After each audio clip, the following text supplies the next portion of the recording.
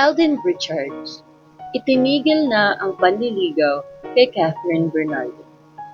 Ayon sa interview kay Asia's multimedia star, Alden Richards, inamin niya na hindi na niya nililigawan si Catherine Bernardo. Bakit kaya? May kinalaman kaya rito ang pagdalaw ni Daniel Padilla sa dressing room ni Catherine? What's up mga ka-showbiznatics? Nandito na naman tayo sa bago nating video. Kung bago ka sa channel na ito, ay pakiclick naman ng subscribe button at notification bell para ma-update sa mga bago naming videos.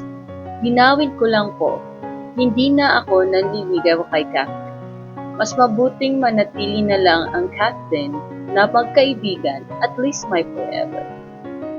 May paalala ang ina ni Catherine Bernardo na si Min Bernardo tungkol sa mga fake news na inuugnay sa kapamilya actress.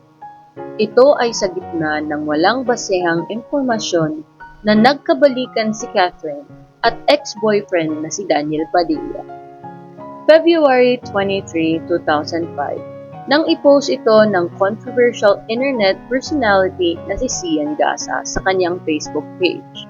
May patutsada rin si Zian sa kanyang post na magkaibigan lang si Catherine at ang napapabalitang manliligaw ng actress na si Alden Richards.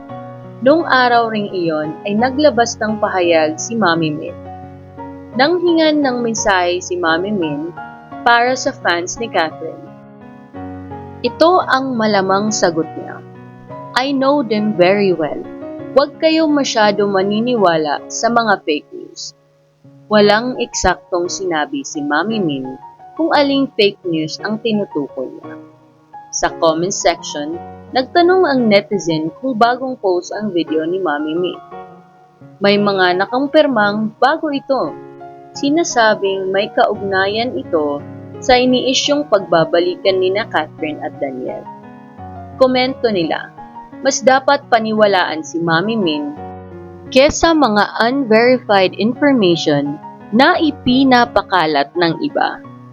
Huling namataan sa publiko sina Daniel at Catherine nang magkasama sila on stage sa ABS-CBN Christmas Special at Asia Artist Awards noong December 2023. Sa kabilang banda, may mga napatanong din kung ano ang development sa pagitan naman ni na Catherine at Alden. Marami sa fans ni na Catherine at Alden ang nagpahayag ng pag-asang nagkakamabutihan ang dalawa. Hindi pa nasisilayan sina Catherine at Alden na magkasama nitong pagpasok ng 2025. Noong Enero 2025, natalakay ng vlog ni Christopher Min na di umano'y nagdededmahan na lang sina Alden at Catherine. Hindi na raw malapit ang dalawa kumpara noong kasagsagang ipinapalabas sa mga sinihan ang pelikula nilang Hello, Love Again. Sabay may disclaimer si Christy na hindi raw niya alam kung baka naman ay may personal na pag-uusap ang dalawa.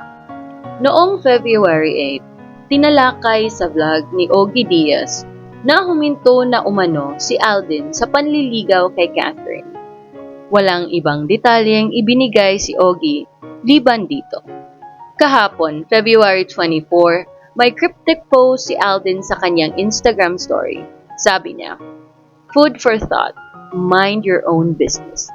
Walang direktang pahayag ang aktor kung para saan ang kanyang post. Sa kasalukuyan, walang direktang pahayag sina Catherine at Alden tungkol sa estado ng kani-kanilang love life. Samantala, iniuugnay rin si Catherine sa incumbent mayor ng Lucena City, Quezon na si Mark Alcala. Si Alcala ang ex-boyfriend ng kapuso actress na si Ashley Ortega. Nang makita si Jojo Gabinete ng Cabinet Files, si Alcala sa Lucena City noong February 18, sinubukan nitong tanungin ang alkalde tungkol sa balitang nanliligaw siya kay Catherine. Ngunit tumangging magbigay ng anumang pahayag si Alcala. Ano sa tingin niyo ang totoong estado ng relasyon ni Alden Richards at Catherine Bernardo? Totoo nga bang pinasakay lang tayong lahat ni Alden Richards or pinili nilang maging pribado ang kanilang relasyon? Comment down below at kita-kits sa susunod naming mga videos. Huwag kalimutang mag-subscribe and click the notification bell para ma-update sa mga bago naming uploads. Salamat sa panunood. Bye-bye!